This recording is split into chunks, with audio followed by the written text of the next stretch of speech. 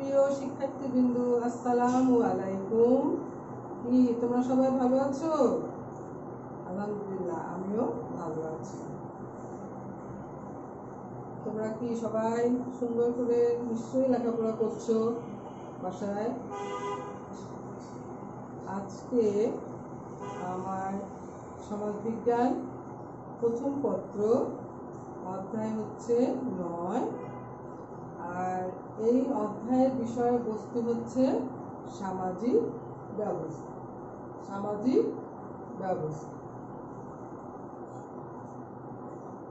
সামাজিক ব্যবস্থা অর্থাৎ সোশ্যাল সিস্টেম। সামাজিক ব্যবস্থা ইংরেজিতে কি? Social system. আজকে আমরা এই যে সামাজিক যে ব্যবস্থা, যে অধ্যায়টা আলোচনা করব, এর মধ্যেও কিন্তু অনেকগুলো টপিকস কিন্তু রয়েছে। অনেকগুলো টপিকস রয়েছে। সামাজিক ব্যবস্থার অন্তর্ভুক্ত হলো অর্থনৈতিক, রাজনৈতিক, ধর্মীয়, শিক্ষা এবং নৈতিকতা। এই বিষয়গুলো কিন্তু সামাজিক ব্যবস্থার অন্তর্ভুক্ত। প্রত্যেকটি মানব সমাজে অর্থনৈতিক চাহিদা পূরণের জন্য যে প্রথাটা স্থায়ী রূপ লাভ করেছে, সেটাই কিন্তু অর্থনৈতিক প্রতিষ্ঠান। যেমন মনে করো, আমাদের সম্পত্তির মালিকানা, সঞ্চয়, ভোগ, বন্টন, বিনিময়, এই বিষয়গুলো কি অর্থনৈতিক ব্যবস্থার সাথে কিন্তু জড়িত। এবং এই যে তোমার যে অর্থনৈতিক যে ব্যবস্থাটা, সেটা কিন্তু সামাজিক ব্যবস্থা কিন্তু অবিচ্ছেদ্য অঙ্গ। মানব সমাজে বিভিন্ন অর্থনৈতিক কার্যকলাপের উপযোগের মধ্যে দিয়ে মানুষের যে চাহিদা পূরণের মাধ্যমে তার কিন্তু সম্পত্তির ধারণা জন্ম লাভ করে। তাহলে আমরা দেখতে পাচ্ছি যে অর্থনৈতিক উৎপাদনের বিভিন্ন কার্যকলাপের উপযোগের মাধ্যমে কিন্তু মানুষের মধ্যে একটা সম্পত্তির ধারণা জন্মায়। এবং কি সম্পত্তি হচ্ছে একটি অতি প্রাচীনতম প্রতিষ্ঠান। তাহলে আজকে আমাদের আলোচনার বিষয়বস্তু কি? অর্থনৈতিক ব্যবস্থা।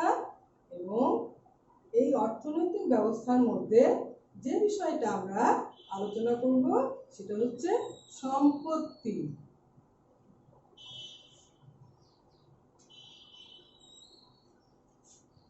এই সামাজিক ব্যবস্থার মধ্যে আমরা আজকে আলোচনা করব অর্থনৈতিক ব্যবস্থা। এখানে আমরা যে বিষয়টা আজকে কি আলোচনা করব, সম্পত্তি।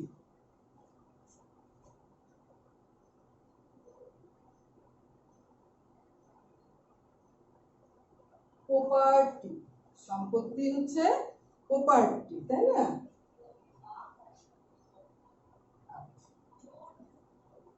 তাহলে আমরা প্রথমেই জেনে নিব যে সম্পত্তিটা কি, সম্পত্তি কত প্রকার এবং সম্পত্তির বৈশিষ্ট্যগুলো কি কি। সম্পত্তি হচ্ছে এমন বিষয় বা বস্তু যার উপযোগিতা রয়েছে। সম্পত্তি হচ্ছে এমন বিষয় বা বস্তু যার উপযোগিতা রয়েছে এবং যার উপর মানুষের একটা নিজস্ব অধিকার রয়েছে। তাহলে আমরা সাধারণভাবে যে সম্পত্তির যে সংজ্ঞাটা জানতে পারি, সেটা কি? যে সম্পত্তি হচ্ছে এমন বিষয় বা বস্তু যার উপযোগিতা ইউটিলিটি রয়েছে এবং যে বিষয়টার উপরে মানুষের কিন্তু একটা নিজস্ব অধিকার রয়েছে। তাহলে কি তোমরা বুঝতে পারলে যে সাধারণভাবে সম্পত্তিটা কি? এবার আমরা আসব সম্পত্তির সংজ্ঞা নিয়ে। সম্পত্তি সম্পর্কে বিভিন্ন সমাজবিজ্ঞানী কিন্তু বিভিন্ন সংজ্ঞা দিয়েছে। আজকে আমরা যে সমাজবিজ্ঞানীর নাম উল্লেখ করছি, সমাজবিজ্ঞানী L.T. হবহাউস। সমাজবিজ্ঞানী L.T. হবহাউস তিনি সম্পত্তির সংজ্ঞা দিতে গিয়ে বলেছে যে সম্পত্তি হচ্ছে এমন বিষয় বা বস্তু যার উপরে মানুষের নিয়ন্ত্রণ ক্ষমতা রয়েছে। তার উপরে মানুষের নিয়ন্ত্রণ ক্ষমতা রয়েছে এবং এই যে নিয়ন্ত্রণের যে ক্ষমতাটা সেটা কিন্তু মোটামুটি স্থায়ী এবং চূড়ান্ত। স্থায়ী এবং চূড়ান্ত। তাহলে আমরা L.T. হবহাউসের সংজ্ঞাটা জানলাম। এবার সমাজবিজ্ঞানী উইলিয়াম পি স্কট তার সোশিওলজি গ্রন্থে সম্পত্তির যে সংজ্ঞা দিয়েছেন সেখানে তিনি উল্লেখ করেছেন যে সম্পত্তি হচ্ছে এমন বিষয় বা বস্তু যাতে ব্যক্তির যে অধিকার, সুযোগ, সুবিধা, দায়িত্ব, সমাহার তা কিন্তু ব্যক্তি বা গোষ্ঠীর সামাজিক অনুমোদনের মাধ্যমে লাভ করে থাকে। সামাজিক অনুমোদনের মাধ্যমে লাভ করে থাকে। তাহলে এই যে তোমার ব্যক্তি যে সুযোগ সুবিধা, যে অধিকার এবং যে দায়িত্ব কিন্তু রয়েছে এই সম্পত্তির ক্ষেত্রে, সেই বিষয়গুলো কিন্তু সে পুরোপুরি সামাজিক অনুমোদনের মাধ্যমে কিন্তু লাভ করছে। তাহলে আমরা এই দেখতে পাই যে সম্পত্তি হচ্ছে এমন একটা বিষয় যার কিন্তু অবশ্যই উপযোগিতা থাকতে হবে এবং ব্যক্তি তার এই যে সম্পত্তির উপরে একটা নিজস্ব তার কিন্তু মালিকানা রয়েছে, চূড়ান্ত মালিকানা রয়েছে এবং ব্যক্তি তার এই সম্পত্তি ভোগ, বন্টন, বিনিময় এবং হস্তান্তরের ক্ষেত্রে তার কিন্তু একটা নিজস্ব অধিকার এবং নিয়ন্ত্রণ ক্ষমতা রয়েছে। তাহলে আমরা আজকে জানলাম প্রথম অবস্থায় যে সম্পত্তিটা কি, তাই না? এবার আমরা আসব সম্পত্তি কত প্রকার এবং সম্পত্তিকে কয় ভাগে ভাগ করা যায়। তবে সম্পত্তি হচ্ছে দুই প্রকার বা সম্পত্তিকে দুই ভাগে ভাগ করা যায়। এটা কিন্তু একটা তোমাদের অবজেক্টিভ প্রশ্ন যে সম্পত্তিকে কয় ভাগে ভাগ করা যায় এবং কি কি। তাহলে সম্পত্তিকে দুই ভাগে ভাগ করা হয়, একটা হচ্ছে বস্তুগত আর একটি হচ্ছে কি অবস্তুগত। হ্যাঁ, বস্তুগত একটি আর একটি হচ্ছে অবস্তুগত। তাহলে বস্তুগত অবশ্যই তোমরা বুঝতে পারছো যে বস্তুগত মানেই কিন্তু যে বিষয়টাকে কিন্তু আমরা আসলে কি দেখতে পাই, তাই না? স্পর্শ করতে পারি, যেটা আমাদের চোখের সামনে। তাহলে এই যে বস্তুগত সম্পত্তিটা ঘর বাড়ি, দালান কোঠা, কলকারখানা, হ্যাঁ, তারপরে তোমার উৎপাদনের কাজে ব্যবহৃত হয়, যেমন স্টিমার, বাস, লঞ্চ, ট্রাক, বিভিন্ন যে বাণিজ্যিক প্রতিষ্ঠানগুলো, এগুলো কিন্তু আমাদের বস্তুগত সম্পত্তি।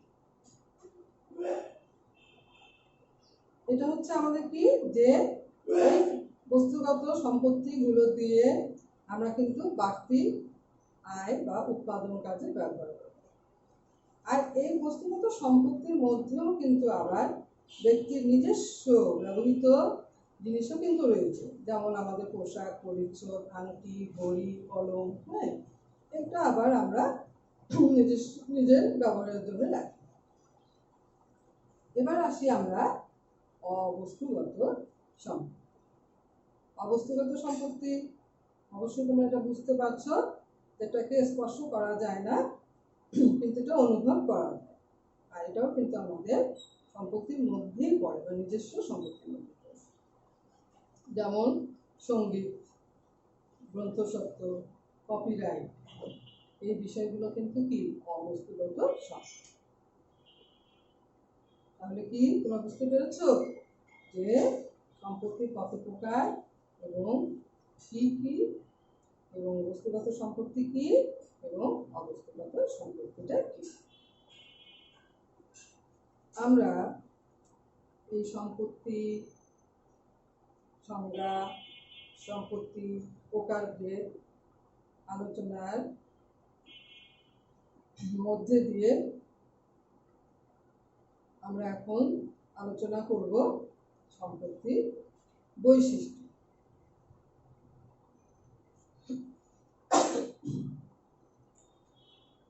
আচ্ছা, সম্পত্তির বৈশিষ্ট্যের মধ্যেই প্রথমে আমরা যে বিষয়টা লক্ষ্য করি যে সম্পত্তি হচ্ছে বস্তুগত। দ্বিতীয় বৈশিষ্ট্য হচ্ছে সম্পত্তি হচ্ছে অবস্তুগত। তৃতীয়ত হচ্ছে যে সম্পত্তি কিন্তু একটা চূড়ান্ত মালিকানা থাকতে হবে, অর্থাৎ এই যে সম্পত্তির মালিক কার সম্পত্তি এই বিষয়ে কিন্তু স্বচ্ছতা থাকতে হবে। সম্পত্তির আরেকটি বৈশিষ্ট্য হলো এই সম্পত্তির বিনিময় মূল্য থাকে এবং সম্পত্তি হচ্ছে হস্তান্তর। ঠিক আছে, তোমরা সম্পত্তির বৈশিষ্ট্যগুলো নিশ্চয়ই বুঝতে পারলে যে সম্পত্তির বৈশিষ্ট্যগুলো কি। তাহলে আমরা এইবার আলোচনা করব সম্পত্তির মালিকানা নিয়ে। সম্পত্তির মালিকানা দেখো, আমাদের এখানে আমরা একটা ছক দিয়েছি যে সম্পত্তির মালিকানা কে তিন ভাগে ভাগ করা হয়। একটা হচ্ছে সমষ্টিগত মালিকানা, যৌথ মালিকানা, ব্যক্তিগত মালিকানা। সমষ্টিগত মালিকানা, যৌথ মালিকানা আর ব্যক্তিগত মালিকানা। এই যৌথ মালিকানাকে আবার ভাগ করা হচ্ছে যৌথ পারিবারিক মালিকানা, শেয়ার ভিত্তিক মালিকানা। আর এই ব্যক্তিগত মালিকানাকে ভাগ করা হচ্ছে ব্যক্তিগত সম্পত্তি আর ব্যক্তির নিজস্ব ব্যবহার্য সম্পত্তি। দেখো ছকটাতে তোমরা নিশ্চয়ই পরিষ্কার বুঝতে পারছো যে তাহলে সম্পত্তির মালিকানাকে কয় ভাগে ভাগ করা হয়েছে? তিন ভাগে। কয় ভাগে? তিন ভাগে। একটা হচ্ছে সমষ্টিগত মালিকানা, যৌথ মালিকানা, ব্যক্তিগত মালিকানা। যৌথ মালিকানাকে আবার দুই ভাগে ভাগ করা হয়েছে যৌথ পারিবারিক মালিকানা, শেয়ার ভিত্তিক মালিকানা। আর ব্যক্তিগত মালিকানাকে আবার দুই ভাগে ভাগ করা হয়েছে ব্যক্তিগত সম্পত্তি আর ব্যক্তির নিজস্ব ব্যবহার্য সম্পত্তি। আচ্ছা, তা আমরা প্রথমে যে এই যে সমষ্টিগত মালিকানা, আমরা লক্ষ্য করি যে সমাজতান্ত্রিক সমাজে কৃষি জমি, শিল্প, কলকারখানা, এই সম্পত্তিগুলো সমষ্টিগত মালিকানায় নিয়োজিত থাকে। আমাদের যে জনগণের প্রপার্টি বা পাবলিক প্রপার্টি, যেটা সরকারের সম্পত্তি হিসাবে পরিগণিত হয়ে থাকে, সেটাই আসলে সমষ্টিগত মালিকানায় থাকে, যেটা আমরা জনগণের বা পাবলিক প্রপার্টি বলে অভিহিত করে দিই। আর যৌথ মালিকানা, এর মধ্যে কিন্তু তোমরা তো অবশ্যই দুটো ভাগ দিচ্ছ, তাই না? যৌথ মালিকানার মধ্যে যে যৌথ পারিবারিক মালিকানা, এই যৌথ পারিবারিক মালিকানা কিন্তু তোমার পরিবারের স্বামী, স্ত্রী, বয়োজ্যেষ্ঠ ব্যক্তি, তারাই কিন্তু আসলে সম্পত্তির মালিক, তারাই দেখাশোনাটা করে থাকে। কিন্তু যেহেতু এটা যৌথভাবে রয়েছে, সেই জন্যে এই পরিবারের সম্পত্তির অধিকার ভোগ করার কিন্তু সবারই অধিকার রয়েছে। আচ্ছা, কিন্তু রক্ষণাবেক্ষণের দায়িত্বটা স্বামী স্ত্রীর হাতে রয়েছে।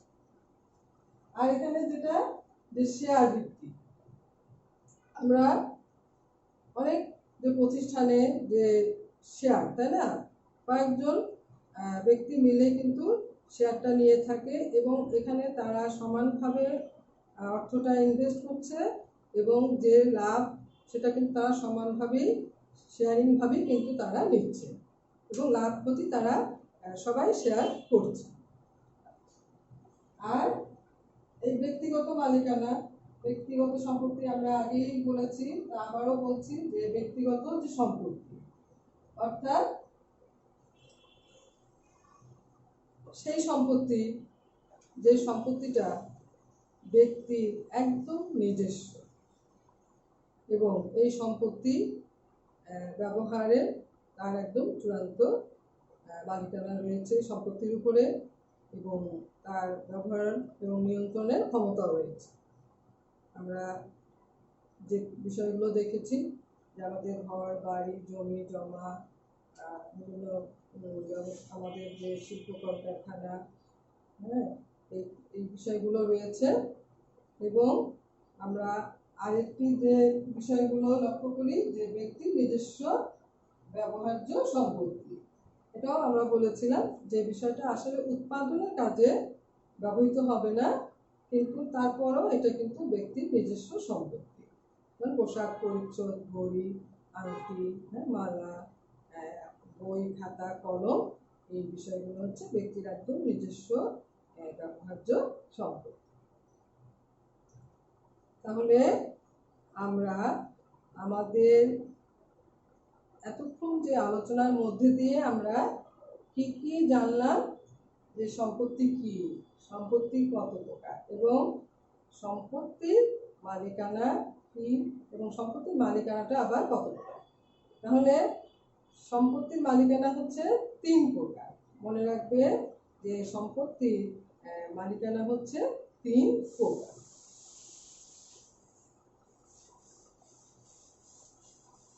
আচ্ছা, তাহলে আমরা এখন বোর্ডটা মুছে দেই।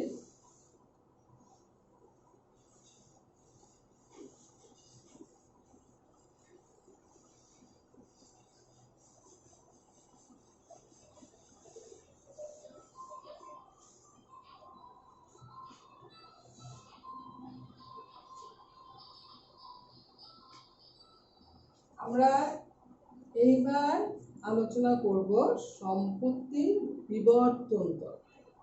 সম্পত্তির বিবর্তন তত্ত্ব।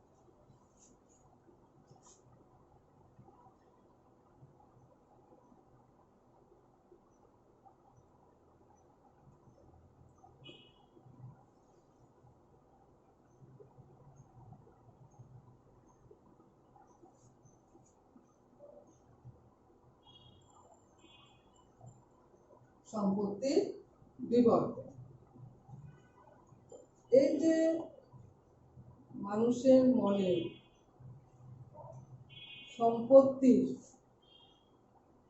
ধারণা যে জন্মগ্রহণ করে, এই যে মানুষের মনে সম্পত্তির ধারণা যে জন্মগ্রহণ করে, এই সম্পত্তির তা আসলে কিন্তু হঠাৎ করেই হয়নি। মানুষের চাহিদা থেকে সমাজে শ্রেণী ভেদাভেদ, শ্রেণী বৈষম্য এবং সামাজিক শ্রেণীর উন্মেষ থেকে কিন্তু সম্পত্তির কিন্তু সৃষ্টি হয়েছে। যেমন আমরা জানি যে এই অর্থনৈতিক ব্যবস্থা এর পিছনেও কিন্তু বিভিন্ন রাজনৈতিক মতাদর্শ বা রাজনৈতিক দর্শন রয়েছে। যেমন আমাদের অর্থনীতিবিদ কার্ল মার্কস তিনি বলেছেন যে অর্থনীতি হচ্ছে কিন্তু সমাজের কি মৌল কাঠামো, তাই না, বেসিক স্ট্রাকচার। আর এই মৌল কাঠামো অর্থনীতিটাই কিন্তু সব বিষয়গুলোকে নিয়ন্ত্রণ করছে। যেমন আমরা পরবর্তীগুলো রাজনৈতিক, ধর্ম, শিক্ষা, এই বিষয়গুলো কিন্তু আমাদের এই অর্থনীতি অর্থাৎ এই মৌল কাঠামোর উপরেই কিন্তু ভিত্তি করে গড়ে উঠেছে। তাহলে অর্থনীতি হচ্ছে মূল কাঠামো আর বাকি সবগুলো হচ্ছে উপরি কাঠামো। আমরা আজকে যে বিবর্তনটা লক্ষ্য করব, যে প্রথমেই আদিম সমাজের সম্পত্তি কেমন ছিল। আদিম সমাজ, তারপরে হচ্ছে পশুপালন সমাজ,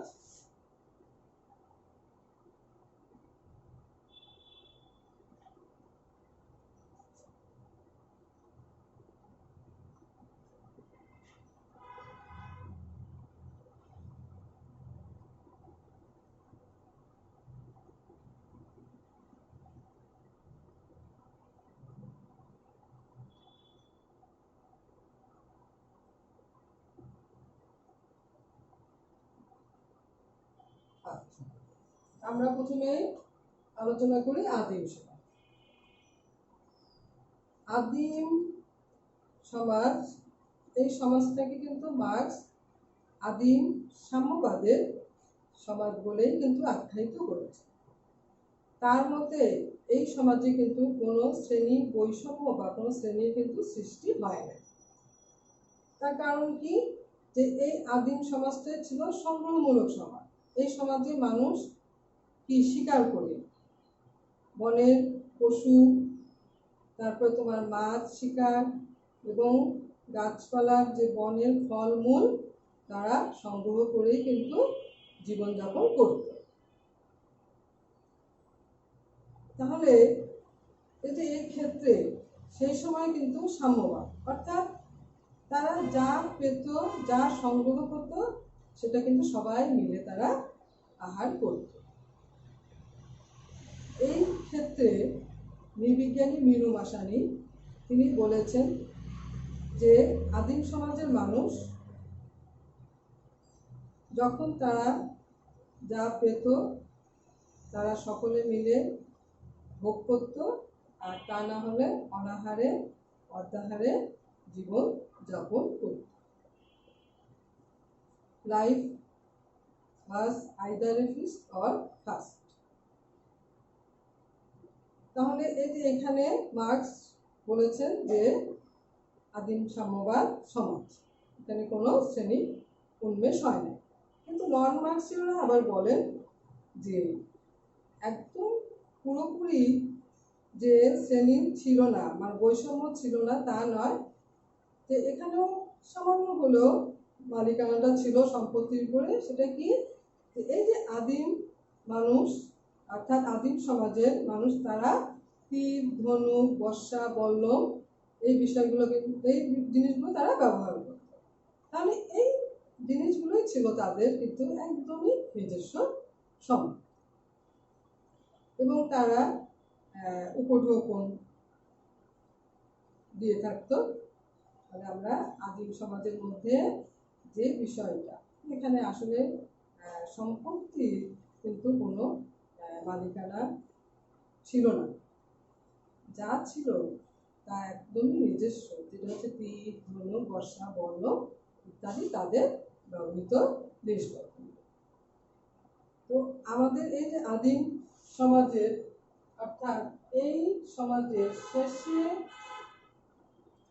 সৃষ্টি হলো পশু পালন সমাজ। আদিম সমাজে কিন্তু খাদ্যের নিশ্চয়তা ছিল না, কিন্তু এই পশু পালন সমাজে কিন্তু এসে খাদ্যের নিশ্চয়তা মানুষের মধ্যে সৃষ্টি। তার কারণ কি, মানুষ যখন বুঝতে পারলো যে এই যে পশুগুলো আমরা শিকার করে আনি, এইগুলোকে যদি আমরা লালন পালন করতে পারি তাহলে কিন্তু এটা থেকে আমরা উপকৃত হব। তো তখন অবশ্যই এই যে পশু পালনের জন্য কিন্তু পশু চারণ ক্ষেত্রটা কিন্তু সৃষ্টি হয়। আর এই পশু চারণ ক্ষেত্রের জন্য কিন্তু বিভিন্ন জন বিভিন্নভাবে অর্থাৎ বিভিন্ন দল গোষ্ঠী তারা কিন্তু চারণ ক্ষেত্রগুলো দখল করতে শুরু করে এবং এই পশু পালন থেকে সেই পশুপালন সমাজে কি খাদ্যের অনিশ্চয়তা দূর হয়ে যায় এবং উৎপাদন ক্ষেত্রে কিন্তু একটা পরিবর্তন কিন্তু আসবে। এই পশু থেকে তারা দুধ, তারপরে পশুর চামড়া, বিভিন্ন বিষয়গুলো বিভিন্ন জিনিসগুলো তারা পেতে শুরু করে এবং স্বল্প পরিসরে ব্যবসা বাণিজ্য এবং বিনিময় প্রথাটাও কিন্তু শুরু হয়। তাহলে এই ক্ষেত্রে যে আমরা লক্ষ্য করি যে পশুপালন সমাজে যে মালিকানাটা ছিল, যে সম্পত্তির মালিকানা ছিল, সেটা কিন্তু সমষ্টিগত এবং যৌথ মালিকানা। এই ক্ষেত্রেও কিন্তু পুরোপুরি ব্যক্তিগত মালিকানা কিন্তু তখনও সৃষ্টি হয়। আর এই পশুপালন সমাজের বিবর্তনের পরে যে সমাজটা আমরা লক্ষ্য করি সেটা হচ্ছে কৃষি সমাজ। আর কৃষি সমাজ, এই সমাজের মূলই কিন্তু হচ্ছে ভূমি, আর ভূমিকে কেন্দ্র করেই কিন্তু ব্যক্তিগত মালিকানার কিন্তু সৃষ্টি হয়। এই কৃষি ভূমি অর্থাৎ এখানেই মানুষের কিন্তু স্থায়ী জীবনের শুরু হয়, অর্থাৎ স্থায়ী বসবাসটা শুরু হয়। তার কারণ কি, যখন মানুষ এই কৃষিতে অর্থাৎ জমিতে বীজ বপন করলো তখন সেখানে কিন্তু তাকে দীর্ঘদিন কিন্তু বসবাস করতে হবে, কারণ সেই চারা থেকে ফলন পেতে বেশ কিন্তু সময় লাগে, তাই না? তো এইভাবেই কিন্তু এই কৃষি সমাজে মানুষের স্থায়ী বসবাসটা শুরু হয় এবং এই সমাজেই কিন্তু সাহিত্য শিল্পের বিকাশও ঘটে, কারণ এই কৃষিভিত্তিক সমাজে অবসরভোগী শ্রেণীর সৃষ্টি হয়। তার কারণ আমাদের কবিগুরু রবীন্দ্রনাথ ঠাকুর বলেছেন যে সভ্যতার শ্রেষ্ঠতম ফসল ফলেছে অবকাশ জীবনযাপনের ক্ষেত্রে। তাহলে আমরা এই সমাজের মধ্যে যে বিষয়টা লক্ষ্য করি যে ভূমি মালিকানা, তখন এই কৃষি সমাজের মধ্যে ভূমি মালিকানাটা সৃষ্টি হলো। এই কৃষি সমাজের পরে আমাদের আসছে শিল্প সমাজ।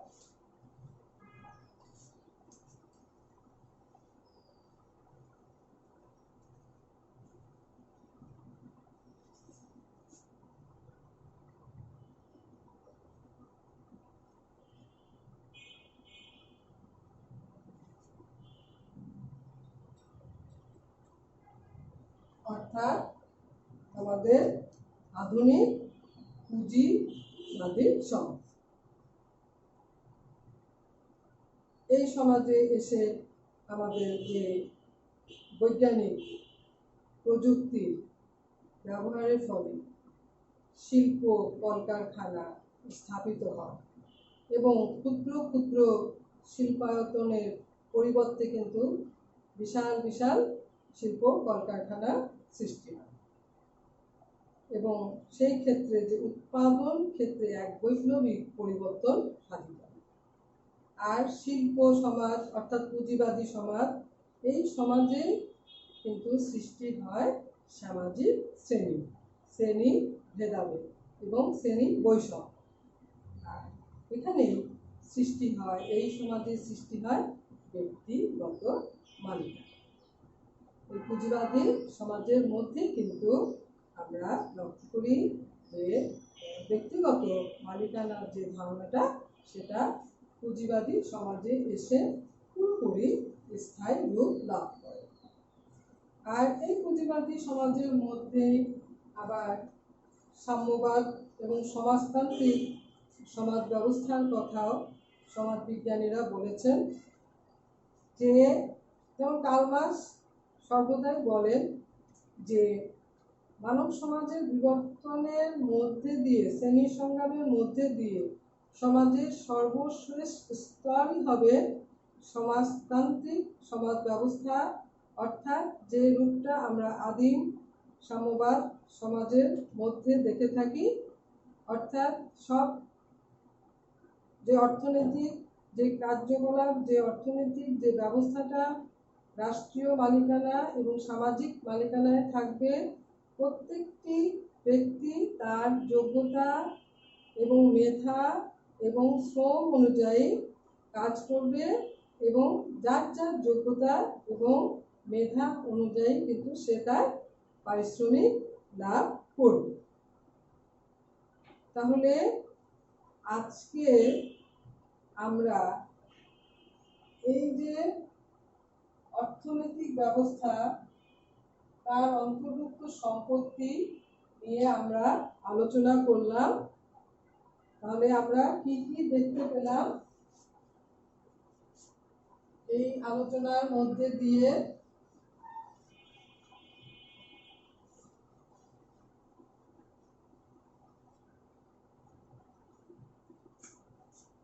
এক, সম্পত্তি কি? সম্পত্তি কত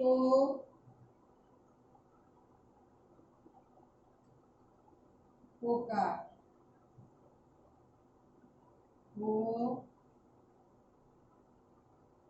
কি কি? বস্তুগত ও অবস্তুগত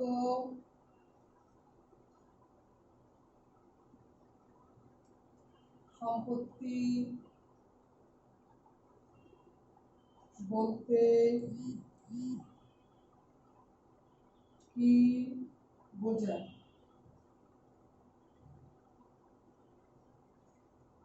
চার হচ্ছে সম্পত্তির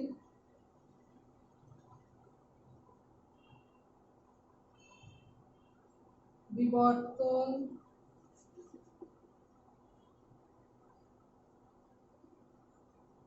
সম্পর্কে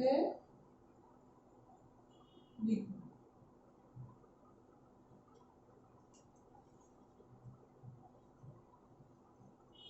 এর পরবর্তী যে আলোচনা, আজকে আমরা আলোচনা করলাম অর্থনৈতিক ব্যবস্থা নিয়ে। পরবর্তী ক্লাসে আমরা আলোচনা করব আমাদের রাজনৈতিক ব্যবস্থা অর্থাৎ রাষ্ট্র নিয়ে। আজকে আমার আলোচনা আমি এখানেই শেষ করছি। তোমাদের সকলকে ধন্যবাদ জানিয়ে তোমরা সবাই ভালো থাকবে।